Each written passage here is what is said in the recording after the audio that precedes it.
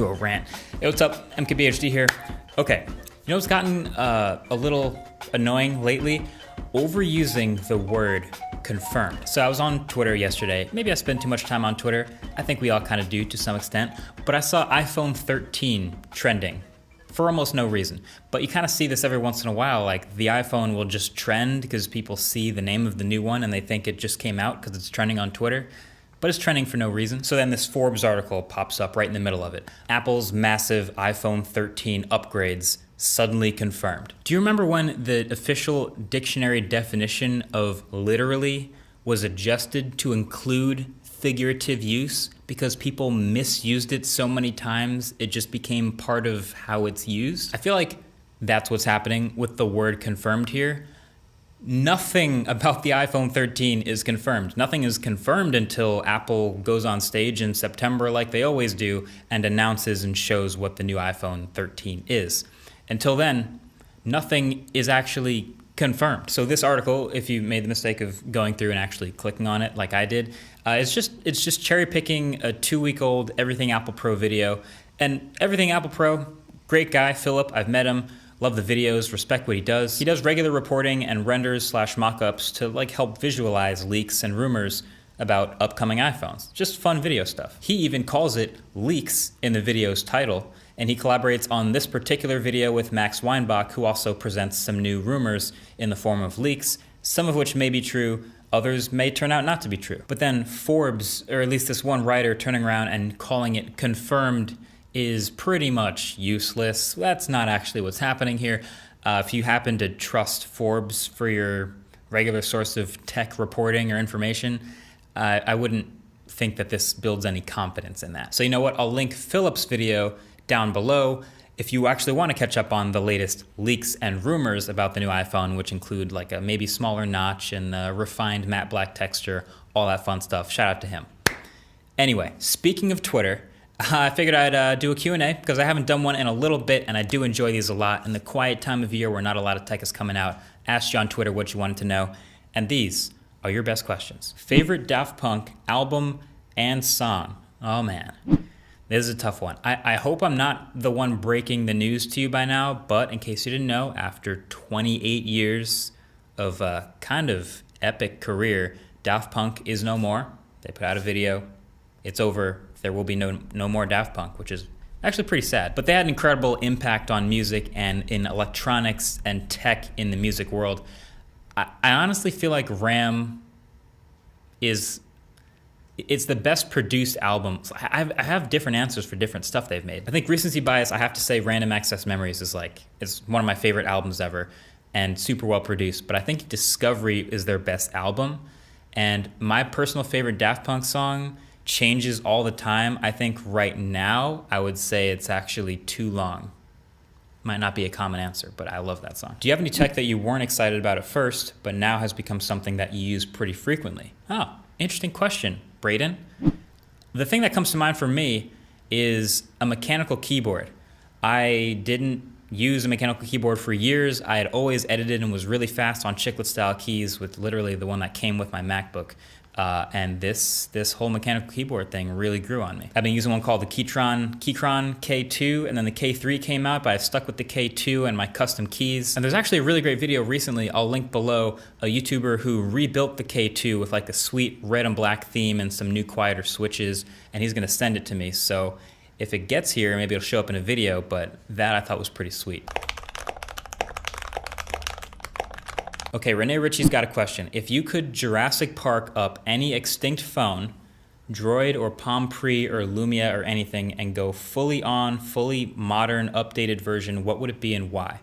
And actually, I feel like I immediately know. I'm gonna go HTC One M8 Google Play Edition. That phone kicked. If I could get a fully updated version of that phone going, it didn't have the best camera, which was like its biggest downside, but the build quality, all metal unibody, front-facing speakers, get that on the newest version of Android, I would use that phone today. That would be pretty sweet. I think even a matte black version existed. This is probably trolling. Will Apple's car support Android Auto? I think if there's anything, if Apple even ever makes a car, we know nothing about it, but I think there's one thing I can probably say, which is it probably won't support Android Auto. You know what's funny? I saw a Hyundai the other day. It's one of the new, I think it's a Sonata or something like that. And I've talked about this before on the Waveform podcast, but when I think of Apple Car, it's so hard for me to imagine anything other than like a perfect white sphere that like rolls down the street. Like, I don't know what an Apple Car looks like, but I saw that Hyundai, and there's all these rumors about Hyundai working with Apple, and it's got these lines for the headlights that go all the way up and like merge with the chrome, so you don't know where the DRLs end and the chrome begins from afar.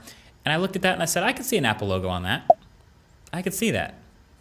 It doesn't seem that crazy to me, but this is a very far off into the future type stuff. Can you speak Spanish? You no hablo mucho español, pero yo comprendo.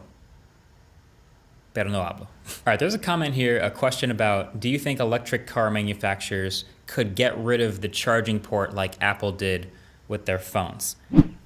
In the near future, and he says in the near future, not anytime in the near future. And this has always been such a weird thing about Apple using the environmental excuse as to why they're getting rid of chargers.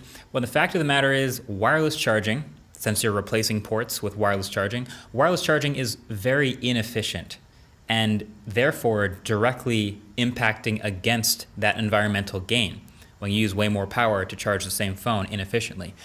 So when you scale that up to an electric car, that's very inefficient for a very large battery. There's no way wireless charging in any time in the near future is going to be a great idea. But that being said, I like where your head's at. Maybe someday wireless charging can get so direct and so good that all you have to do is drive over like a wireless charging pad in your garage, and as long as you're somewhere near the right place, it'll charge overnight. That would be pretty sweet, but that's nowhere near the near future. All right, so of all the tech you get to see/use, what was the last thing that you saw which made you think, wow, this is the future?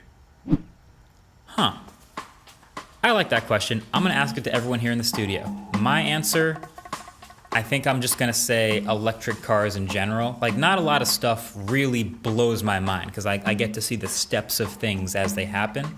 But I think the first time I got to drive an electric car and really experience it, I was like, oh yeah, this will be how all cars are in the future. It might not be the last one, but the biggest piece, or like the biggest this is the future moment, is probably VR. There's just that aspect of taking off the goggles and realizing you're in a room and not on a mountain or not waving a lightsaber, and I feel like that was just the moment where I felt like I left my body because of technology. I'm gonna go with Boston Dynamics Spot, I think is the dog's name, just because it looks like something out of a sci-fi movie and it has better balance than I do. Like, if you try pushing me over, I will fall, and that thing did not. I'm gonna have to go with all of computational imaging and video, but particularly Adobe announced content-aware fill in video for After Effects, where you can just remove whole people or things from the video, and the fact that they democratized that for everyone kind of freaked me out a little bit, because now we don't really know what's real. Arun says, if you could take the hardware from one phone and the software from another, which combo would you have? So I think it's pretty easy. I'd take a Galaxy S21 Ultra and I'd put like stock Android. I'd do a Google Play Edition.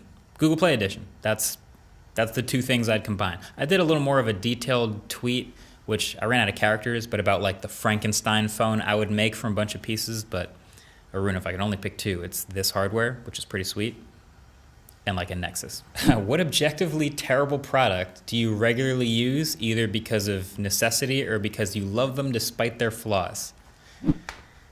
There's not a lot of like objectively terrible tech that you end up having to keep around, but you know what is objectively terrible? Printers. Like, that's the one piece of tech we all have that reminds us that we're not living in the future. We know we don't have flying cars, but you know, there's a lot of futuristic stuff around. Printers have just been bad since the beginning. I wonder what would happen if like Google or Apple or someone just decided to make a good printer. Like, could that really be done? There's a lot of product categories out there that I wish they'd get into, but what if Apple just made a good printer? It's got a screen that you can actually type on. It doesn't get jams all the time. It's probably $700, but what would that look like? It's another weird one. Is there any retro tech episode coming anytime soon? Yes. I'm not going to spoil exactly what's going down, but it's going to be a fun one. We've finished shooting season 2, and it's a little different from season 1, and there's a lot of good stuff that I can't wait to share. It's in the production editing phase, and it is coming soon. Keep an eye out for that. Oh, look, did you put a reservation for the Tesla Model S Plaid yet? I don't know if this person's joking or if they saw my tweet. I'll explain. I'll explain later. There's more to it than you think.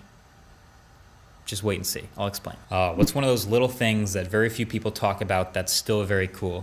Can I just give a shout out to NASA? This isn't an official NASA shirt, but can we give a shout out to NASA?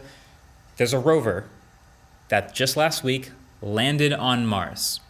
And since landing on Mars, which is already amazing, it has sent back tens of thousands of photos, 4K videos of the landing and of the Martian surface.